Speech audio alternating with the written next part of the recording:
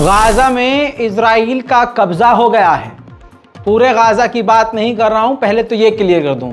सीधी तस्वीर आपके सामने, इजराइल ने गाज़ा के अंदर घुसकर गाज़ा के कई किलोमीटर इलाके में घुसपैठ करके अपना इजराइल का झंडा भी लहरा दिया है।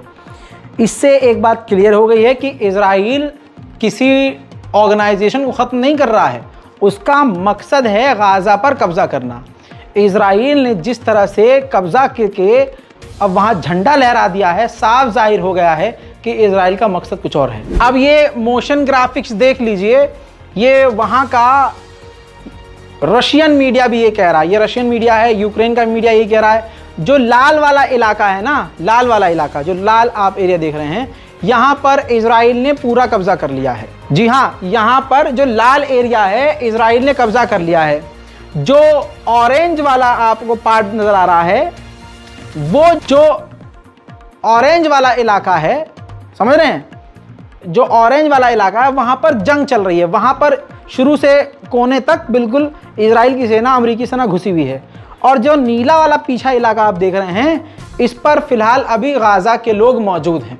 तो आप देखिए धीरे धीरे कब्जा होना शुरू हो चुका है। गाज़ा का हाल क्या है आप समझने की कोशिश कीजिएगा, इसीलिए वहां से ज्यादा जानकारी नहीं आ पा रही है, और आ रही है तो देर से आ रही है। वहां जो पत्रकार हैं, महिला पत्रकार, उन्होंने जानकारी ये दी है कि पहली बात, जो जानकारी हमारे पास आई है ये भी बहुत देर बाद आई है, जो पब्लिक में गई है ये भी बहुत देर बाद गई है। क्यों? क्योंकि इंटरनेट चल ही नहीं रहा है। महिला पत्रकार कह रही हैं कि हमें पूरी तरह से कट कर दिया गया है, इलाके से निकाल दिया गया है, काट कर छांट दिया गया है, बिल्कुल अलग, सेपरेट। दूसरी बात ये कि उन्होंने कहा कि हम टैंकों को अपने तरफ आते हुए सुन रहे हैं, लेकिन हम कुछ कर नहीं सकते। ये वीडियो बड़ी मुश्किल से उन्होंने जैसे तैसे भेजा है, देखिए। Hello, this is Noor Harazin from Gaza. The thing here is that all communication are down. The internet is off, is cut over Gaza. There is no networks. There is nothing. We cannot call each other. We cannot connect the other world. It is like they isolated the Gaza Strip, disconnected 2.3 million people inside this 365 square kilometers from the other world. I am talking to you now because I managed to get a foreigner SIM card, and I have to go somewhere close to the border so I can get a line. And this is very dangerous to do, but I had to do it, so we filmed something. The situation is deteriorating. Actually, we can hear the Israeli tanks coming closer, shelling on the eastern side of Gaza, like al-Baraj camp and at Deir al-Balah camp. There are several Israeli strikes in central Gaza. No one knows what's coming next. अब मैं आपको दिखाता हूँ actual में कितने लोग परेशान हैं, मीडिया कर्मी, वहाँ के लोग किस तरह से इंटरनेट, मतलब कहीं चली किसी जगह पर हल्का सा नेटवर्क आ रहा है। देखिए, شايفين كيف الصحفيين في غزة على أسطح المنازل المرتفعة بخاطروا على حياتهم عشان يحصلوا على نت. أنا شايف كيف بعض الصحفيين هذا في نت، بنخاطر على حياتنا عشان نطلع صورة برا غزة كمان بنشاهد. في نت دقيقة ونص مش راضي يطلع. دقيقة ونص قديش لك بتحملي فيه؟ أكثر من ساعة. عطية حملت شيء اليوم؟ مش قادر احمل شيء، مش ظابط النت عندي. مين حمل شيء يا شباب؟ حملت شيء؟ حملت؟ الوضع صعب في النت. ضعيف اللي ساعتين واقف متعلق عشان احمل. حملت شيء يا ياسر؟ عملت شيء؟ لا الشباب من امبارح مقطوع عن النت.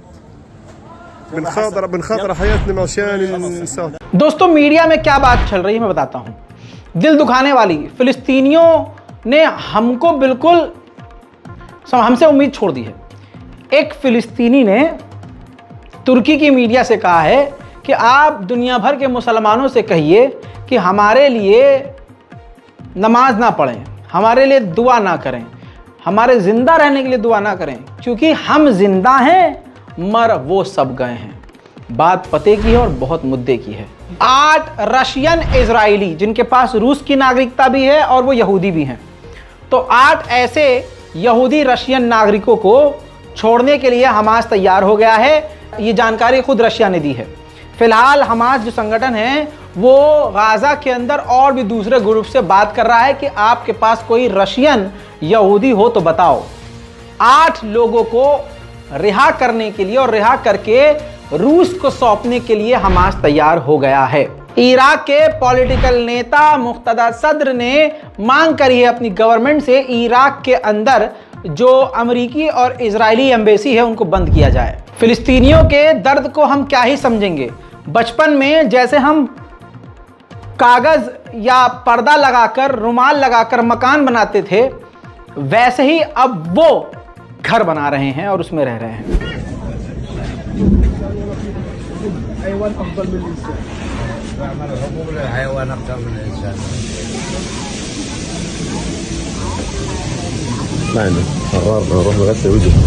वहीं देखिए ईरान ने बड़ी बात कही है। ईरान ने कहा है कि अगर अमेरिका इजराइल को सपोर्ट नहीं करता तो इजराइल कभी भी जेनोसाइड गाजा में नहीं करता। मेरे दोस्तों, कतर के प्राइम मिनिस्टर ने और ईरान के राष्ट्रपति ने फ़ोन पर बात करी। इब्राहिम रईसी ने कतर के बादशाह से कहा है, प्रधानमंत्री से कह दिया है कि पूरी दुनिया के मुसलमान ही इजराइल को रोक सकते हैं। यहाँ पर मैं ईरान से यही कहूँगा, फिर आपकी ये मिसाइलें, ताकत, धमकियाँ फिर वो क्यों हैं? दोस्तों, मुसलमान खुद एक दूसरे के लिए खड़ा नहीं हो रहा है, इस वजह से ये हो रहा है। यमन के मौलाना शेख अली, उन्होंने इजराइल का जुल्म देखकर, अरब देशों की चुप्पी देखकर अरब देशों को निशाने पर लिया।